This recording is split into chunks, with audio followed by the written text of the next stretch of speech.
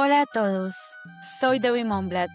Bienvenidos sean a un nuevo episodio de Tzlil en el Medio Oriente, el programa donde aprenderemos en términos simples a entender el complejo Medio Oriente.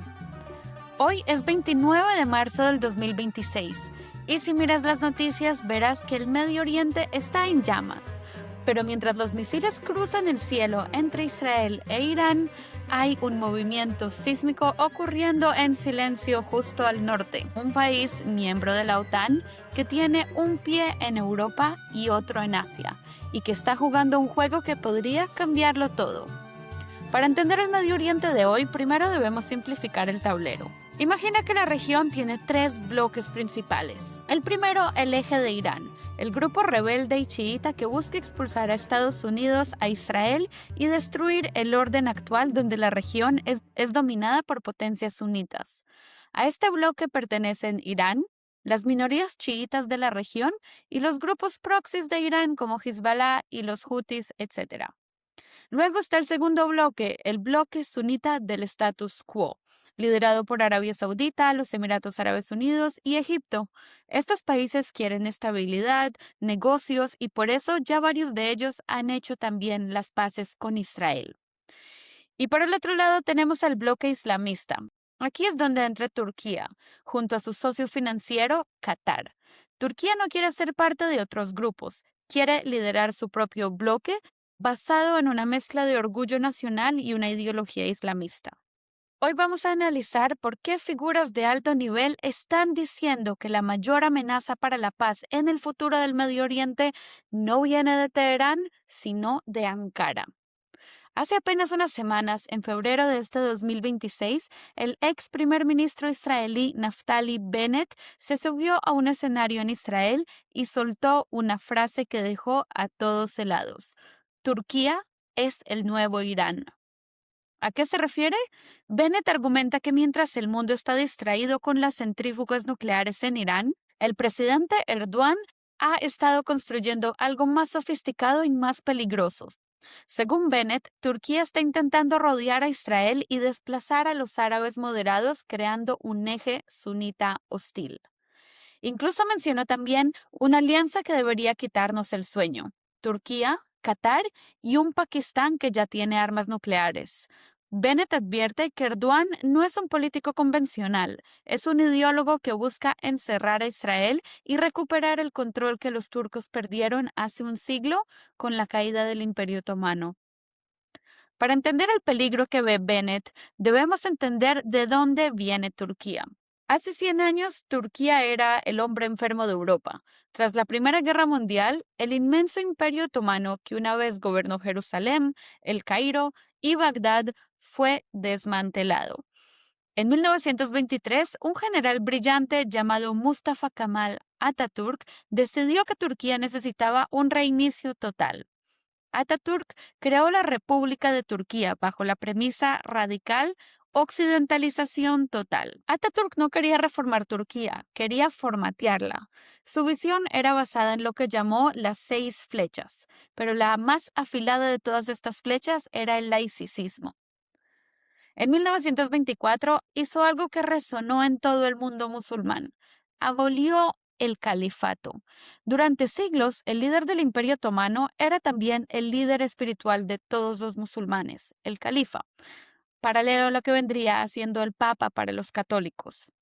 Atatürk dijo, no más. Cerró las escuelas religiosas, eliminó los tribunales de la Sharia y mandó a la religión al ámbito estrictamente privado. Luego, vino la revolución del alfabeto. Este es un punto clave, pues el turco se escribía en letras del alfabeto árabe, lo cual vinculaba al país con el Corán y con el pasado otomano musulmán. Atatürk introdujo el alfabeto latino en solo 6 meses. Él mismo viajaba por los pueblos con un tablero enseñando las nuevas letras. Y el objetivo era que los jóvenes ya no pudieran leer los documentos del pasado imperial y solo pudieran mirar hacia el futuro occidental. La alfabetización en Turquía, de hecho, se disparó del 10% al 90% en tiempo récord. Y por último está el acercamiento al occidente en el ámbito cultural. Obligó a los hombres a dejar el fez, el sombrero tradicional turco, y a usar sombreros de ala ancha europeos. Y a las mujeres también les dio derecho al voto en 1934, de hecho antes que Francia o que Italia, y les animó a dejar de usar el velo, el hijab. No solo era moda, era un mensaje al mundo occidental: somos uno de ustedes. Atatürk gobernó con mano de hierro hasta su muerte en 1938.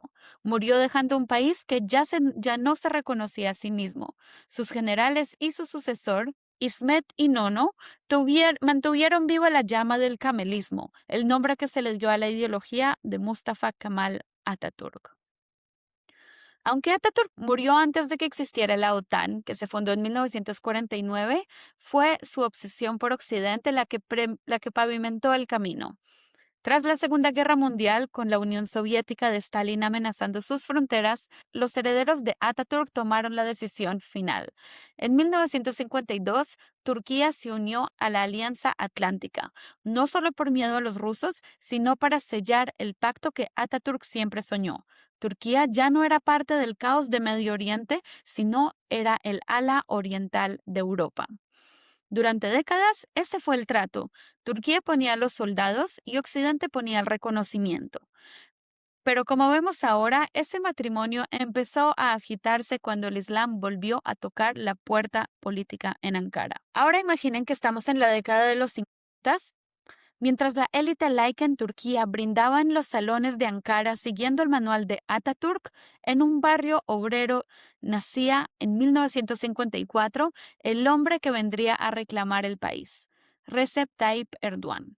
Erdoğan nació en una región conservadora y verde en la costa del Mar Negro, conocida por su gente de carácter fuerte. Su padre era capitán de la Guardia Costera, un hombre de disciplina militar. Cuando la familia regresó a Estambul, el joven Erdoğan tuvo que aprender a sobrevivir en la calle. Hay una imagen, de hecho, en la que Erdoğan ama recordar. Él, siendo un adolescente, vendiendo simit, esos anillos de pan con sésamo, y agua fría a los conductores atrapados en el tráfico de Estambul. Esta fue su primera escuela política: aprender a leer a la gente, a negociar y a endurecer la piel. También Erdoğan era un futbolista talentoso, jugaba de delantero y lo llamaban Beckenbauer por su estilo. Se dice que el club más grande del país quiso ficharlo, pero su padre, un hombre profundamente religioso, se lo prohibió. Quería que su hijo fuera un hombre de la fe y no un deportista. Y aquí fue cuando Erdoğan llegó a la educación del imán. Aquí está la clave de su ideología. Erdoğan no fue a una escuela laica tradicional, estudió en un imam hatib, una escuela vocacional religiosa para formar imanes. Allí aprendió el arte de la oratoria y, lo más importante, se convenció de que los laicos de Atatürk habían humillado a los verdaderos musulmanes de Turquía. Y de aquí nació toda su ideología. Sus primeros pasos en la política fueron bajo el ala de Necmettin Erbakan, el padre del islamismo turco. Erdoğan no era un teórico, era un movilizador. En 1994, contra todo pronóstico, fue elegido el alcalde de Istambul. Los laicos estaban aterrorizados, pensaban que prohibiría el alcohol y obligaría a usar el hijab de vuelta. Pero el Erdoğan de los 90 fue pragmático, limpió la basura de la ciudad, trajo agua corriente a los barrios pobres y resolvió el tráfico. Se convirtió en un héroe local. Pero entonces ocurrió el evento que lo transformó en un mártir político. A finales de los 90, durante un discurso en la ciudad de Siirt, Erdoğan recitó un poema de un autor nacionalista turco, pero le añadió un giro religioso y dijo así: las mezquitas son nuestros cuarteles, las cúpulas nuestros cascos, los minaretes nuestras bayonetas y los creyentes nuestro ejército. Para el sistema judicial laico de la época, esto fue un ataque directo al Estado. Erdoğan fue destituido, inhabilitado y condenado a prisión. Así fue como pasó 4 meses tras las rejas, pero en lugar de destruirlo, la cárcel lo santificó. Al salir ya no era un alcalde, era el hombre que había sufrido por su fe a mano de las élites laicas. Y con esta aura de mártir fue lo que fundó el partido AKP, el Partido de la Justicia y el Desarrollo. Se presentó como un demócrata conservador, alguien que traería la modernidad de Occidente, pero sin renunciar a los valores del Islam. Fue el caballo de Troya perfecto. En el 2002 ganó las elecciones y comenzó la era que hasta este 2026 ha cambiado la cara de Turquía y de todo el Medio Oriente. Al principio todos pensaron que era un demócrata musulmán, pero Erdogan tenía un plan a largo plazo. No despertó un día y decidió ser un sultán. Fue un proceso quirúrgico y lento. Durante su primera década, entre 2003 y 2013, jugó al despiste. Se presentaba ante la Unión Europea como un reformista, mientras por debajo iba podando el poder de los generales laicos que protegían el legado de Atatürk. Una vez que el ejército fue neutralizado, la verdadera agenda salió a la luz, el neo-otomanismo. No imaginen que Erdogan quiere volver a usar armaduras y conquistar Viena a caballo como lo hizo el Imperio Otomano. El neo-otomanismo del 2026 es una doctrina de liderazgo natural. La lógica de Erdogan está: durante 400 años, nosotros, los turcos, mantuvimos el orden en Jerusalén, en Bagdad, en Damasco y el Cairo. Cuando nos fuimos, el mundo árabe se hundió en caos y el colonialismo europeo. Por lo tanto, el destino de Turquía es volver a ser el hermano mayor y protector y el guía de estas tierras. Esta es una política exterior nostálgica. Ya no se trata de entrar a Europa, sino de liderar el Oriente. Es pasar de ser el último de la clase en Occidente a ser el primero en el mundo musulmán. Pero aquí es donde la geopolítica se pone tensa. Para liderar este mundo, Erdogan necesitaba una herramienta, una ideología que conectara con las masas, y la encontró en los hermanos musulmanes o el Ikhwan el Muslimun. ¿Por qué esto es tan importante? Porque los hermanos musulmanes son la organización islamista más antigua y organizada del mundo. Su idea es simple: el Islam es la solución. Buscan llegar al poder a través de las urnas para luego transformar la sociedad desde sus bases religiosas. Para Erdogan, los hermanos musulmanes no eran terroristas como los llamaban en Arabia Saudita o en Egipto, sino aliados naturales. Él vio en ellos versiones árabes de su propio partido, el AKP. En 2011, todo esto cambió con la primavera árabe. Cuando estallan las protestas en Egipto, Túnez, Libia y Siria, Erdogan cree que su momento ha llegado. Él pensaba: si los dictadores caen y hay elecciones, los islamistas van a ganar. Y si los islamistas ganan, yo seré su líder espiritual y político. Y por eso, en Egipto, cuando cayó Mubarak, Erdogan apoyó con toda a Mohamed Mursi, el candidato de los hermanos musulmanes. Cuando Mursi ganó las elecciones, Erdogan de hecho voló a El Cairo como una estrella de rock. Sentía que el imperio estaba regresando a través de los votos. En Túnez también se convirtió el protector del partido El Nahda. Y en Siria es donde su sueño se volvió sangriento. Erdogan no solo apoyó a manifestantes, sino que empezó a financiar y a armar a milicias islamistas para derrocar a Bashar al-Assad, esperando poner a un hermano musulmán en el poder en Damasco también. Pero este plan le creó opositores poderosos. Las monarquías del Golfo, especialmente Arabia Saudita y los Emiratos Árabes Unidos, miraron a Erdogan y se aterraron. ¿Por qué? Para un rey o un príncipe, la idea del islamismo democrático apoyado por Turquía es una amenaza de muerte a su monarquía. Los saudíes ven a los hermanos musulmanes como un virus que puede derrocar sus tronos. Y así nació el conflicto que parece una guerra fría en Medio Oriente. Por un lado, el eje Turquía-Qatar, los que apoyan al cambio islamista, y por el otro lado, Arabia Saudita, Egipto, los Emiratos Árabes, los que quieren mantener el orden tradicional. Erdogan pasó de ser el mediador de la región a ser el padrino de los insurgentes. Para ser una potencia regional no basta con hablar, hay que tener botas en el terreno. Y en este 2026, Turquía es una potencia expedicionaria. Analicemos los 4 frentes principales en los que Turquía está luchando con toda para ganar influencia. Todos estos territorios, hay que recordar, pertenecieron alguna vez al Imperio Otomano. Hablemos primero de Siria.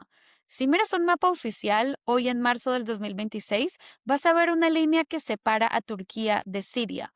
Pero si caminas por las ciudades como Afrin, Tarabulus o Idlib, esa línea ha desaparecido por completo. Lo que Turquía ha hecho en el norte de Siria no tiene precedentes en la época moderna. No es una ocupación militar clásica, es lo que los analistas llaman una anexión blanda o administración directa. Para entender por qué Erdogan metió sus tanques en Siria, hay que entender una palabra, YPG. Estos son los grupos kurdos que lucharon contra el Estado Islámico durante la guerra civil con el apoyo de los Estados Unidos. Y para el resto del mundo, los kurdos eran los héroes, pero para Erdogan son terroristas, una expansión de la PKK que lleva décadas en guerra interna en Turquía. El gran miedo de Erdogan era que se formara un Estado kurdo autónomo a lo largo de su frontera sur en Siria. Y su solución fue simple y brutal: invadir y crear una zona de seguridad que cortara el territorio kurdo en dos. Una vez el ejército turco expulsó a los kurdos, no se fue, sino que se quedó ahí a construir. Hoy en estas zonas en Siria no se usa la libra siria, se usa la libra turca. Los correos son del servicio postal de Turquía. La electricidad la proveen empresas turcas. Los niños sirios estudian con libros de textos impresos en Ankara, donde se enseña el turco como segunda lengua y se exalta la figura de los líderes nacionales turcos. Turquía ha entrenado a una policía local, el Ejército Nacional Sirio, que en práctica es una legión extranjera que responde directamente a las órdenes de Erdogan. Finalmente, tras la caída de Bashar el-Assad a finales del 2024, el vacío de poder en Damasco se volvió inmenso, y aquí es donde el plan maestro de Erdogan entra en su fase final. Erdogan no quiere que Siria sea una democracia liberal al estilo occidental, sino que él busca que el nuevo gobierno de transición en Damasco esté controlado por la oposición islamista que él mismo financió y protegió durante una década en la guerra civil. Su objetivo es que Siria se convierta en un estado satélite, un país que, aunque sea independiente sobre el papel, dependa de Turquía para su seguridad, su economía y su reconstrucción. Hay un último punto oscuro que debemos mencionar, y son los refugiados. Turquía alberga a casi 4 millones de refugiados sirios en su territorio. Erdogan está utilizando las zonas que controlan la parte norte de Turquía para reubicar a cientos de miles de estos refugiados. Pero no los está enviando de vuelta a sus casas originales, sino que los está asentando en las tierras que eran antes de los kurdos. Es un movimiento de ajedrez demográfico, cambiar la composición étnica de la frontera para que en el futuro nunca más pueda surgir un movimiento nacionalista kurdo tan cerca a la frontera turca.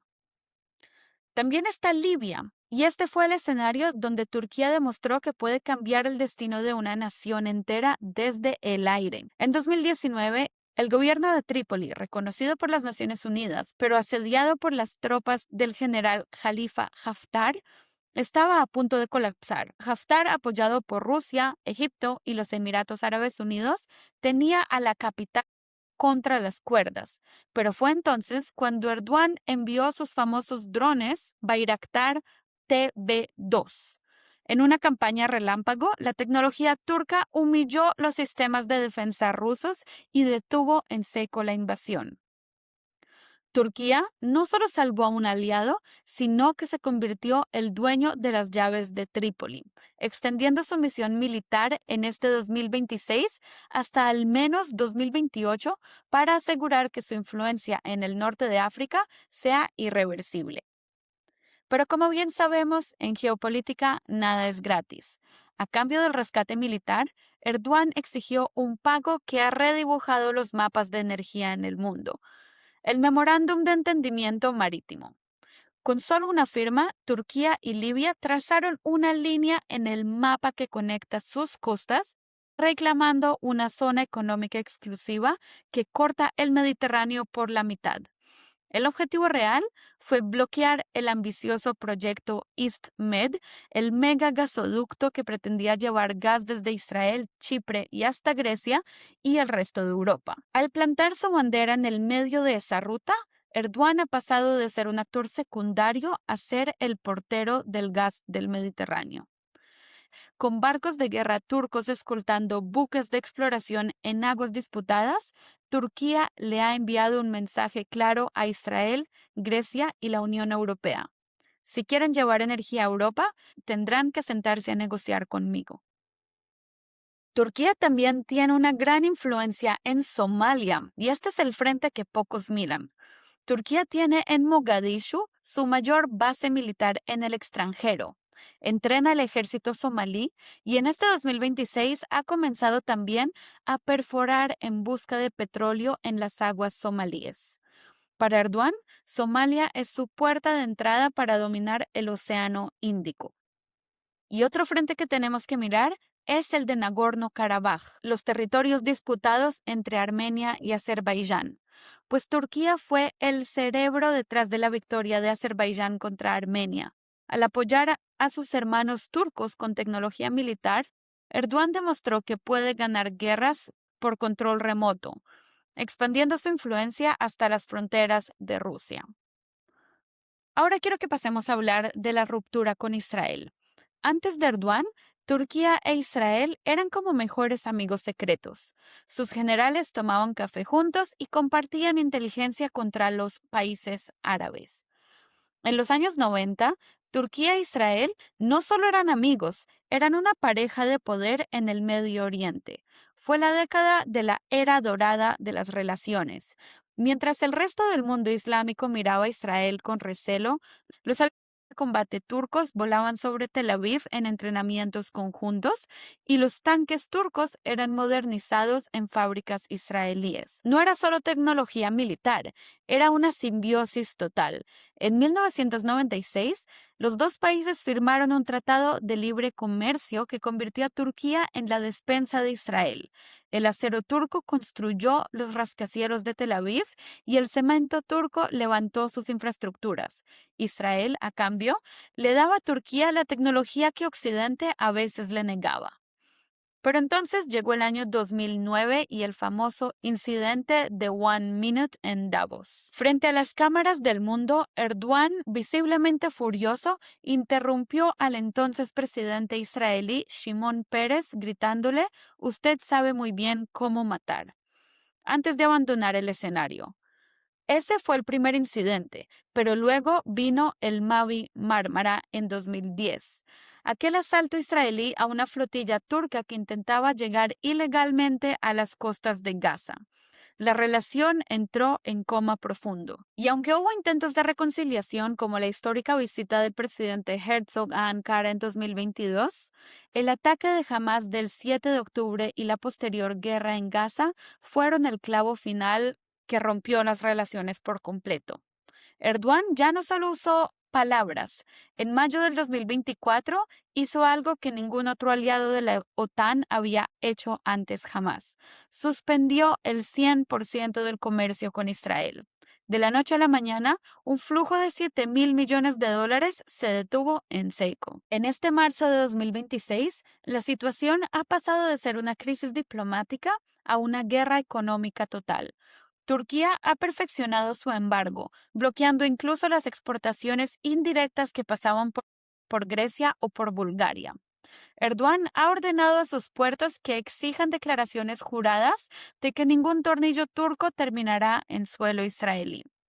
Y lo que Naftali Bennett y otros analistas advierten hoy es que este deterioro es irreversible bajo el mando del presidente Erdogan.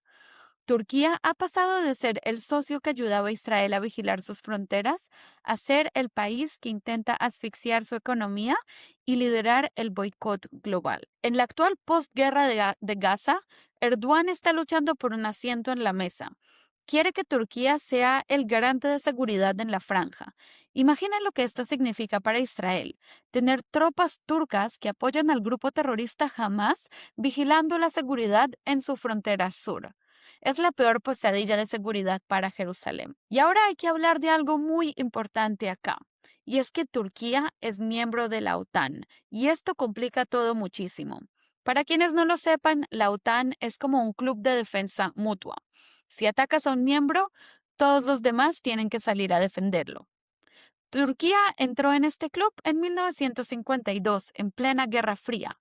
En aquel entonces, Turquía era el alumno estrella del occidentalismo de Atatürk, un país laico con el segundo ejército más grande de la alianza, cuya única misión era ser el muro de contención contra la Unión Soviética. Occidente le dio las llaves del club porque Turquía prometió ser uno de ellos. Pero en este 2026, bajo el mando de Erdogan, Turquía ya no usa su asiento en la OTAN para proteger a los valores occidentales, sino para avanzar una agenda pan-islamista. Es una posición paradójica. Turquía tiene acceso a los secretos militares más protegidos de Estados Unidos y se sienta en la mesa donde se decide el futuro de Europa, pero al mismo tiempo abraza a grupos islamistas terroristas como Hamas. En esencia, es tener a un islamista con derecho a veto dentro de la sala de guerra de Occidente. Y esto crea un problema de seguridad masivo para Israel. Israel no es miembro de la OTAN, pero es un aliado mayor no OTAN de Estados Unidos. Históricamente, Israel dependía de que la OTAN y Turquía estuvieran en la misma página. Pero hoy, en 2026, Erdogan ha convertido su membresía en la OTAN en un arma de bloqueo. ¿Cómo lo hace? Pues la OTAN funciona por censo total. Basta con que un país diga no para paralizar cualquier decisión. En los últimos meses, hemos visto cómo Turquía ha bloqueado sistemáticamente cualquier ejercicio militar conjunto entre la OTAN e Israel y ha impedido que la alianza comparta ciertos datos de inteligencia con Israel también. Para Jerusalén, esto es como tener un agujero negro en su sistema de seguridad. Saben que su mayor enemigo ideológico en la región tiene acceso a los planes de su mayor aliado, Estados Unidos. Y esto es un dilema también para Washington. Es casi imposible de resolver. Por un lado, Estados Unidos necesita a Turquía para controlar el Mar Negro frente a Rusia y para vigilar la frontera con Irán. Pero por otro lado, no puede permitir que Turquía asfixie a Israel. Y esto nos lleva a la pregunta que Naftali Bennett y otros líderes han planteado con urgencia este año. ¿Qué pasa si estalla un conflicto directo entre Turquía e Israel? Si Israel responde a una provocación turca, técnicamente Turquía podría intentar invocar el artículo 5 de la OTAN, pidiendo que Estados Unidos y Europa la defiendan contra su propio aliado, Israel. Es un cortocircuito geopolítico que tiene a los diplomáticos en Washington sin dormir. Turquía ha pasado de ser la cantinela que protegía a Europa a ser el jugador que usa las llaves del club para reescribir las reglas del juego en favor de su sueño neo-otomano. ¿Y quiénes están preocupados en este 2026? Casi todos. Arabia Saudita y los Emiratos Árabes Unidos temen que el islamismo de Erdogan desestabilice sus reinos. Israel teme un cerco militar turco y Europa teme que Erdogan use a los refugiados y su poder militar como un arma de presión constante. Dentro de Europa hay de hecho un país que está especialmente preocupado y este es Grecia. Y de hecho, de esto trata el spin-off de esta semana, sobre el conflicto marítimo que existe entre Turquía y Grecia con la doctrina Mavi Vatan. Si quieres escucharlo y saber de qué trata esto, pues únete a nuestra comunidad Etzlil Spin-off por solo $7 al mes usando el link que dejo acá abajo en la descripción del episodio. Hoy, los principales aliados de Turquía son Qatar, que financia sus sueños, y un Pakistán que le da profundidad estratégica. La pregunta con la que las dejo hoy es, ¿va a ser este el futuro problema de Oriente Medio o se va a lograr encontrar un balance que evite que esta situación explote? Muchas gracias por escuchar. Espero ahora vean una imagen más completa y clara de lo que está pasando con Turquía y por qué muchos analistas están preocupados por la situación. Recuerden que si quieren apoyar al podcast y escuchar los episodios spin-off Etzlil, únanse a nuestra comunidad exclusiva usando el link abajo por solo $7 al mes. Espero que tengan una excelente semana y nos vemos en la próxima.